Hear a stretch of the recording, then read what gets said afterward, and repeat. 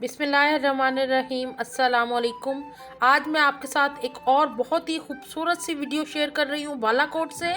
और ये देखें खूबसूरत सा दरियाए कुनहार जो कि बालाकोट के वस्त में से बहता है। और इस कदर खूबसूरत दरिया है ये कि आप एक दफ़ा विज़िट करें और यहाँ पे इसको देखें। और इस कदर ठंडी हवाएं और इतना मज़ेदार और इतना सुहाना मौसम हो रहा है कि मुझे उम्मीद है कि आप ज़रूर यहाँ पे आना पसंद करेंगे। ये ब्रिज है बालाकोट का और दोनों साइडों पे आबादी है। तो आप इस वीडियो को मेरे साथ एंजॉय करें क्योंकि हमने तो बहुत एंजॉय किया है। उम्मीद करती हूँ आपको ये वीडियो अच्छी लगेगी।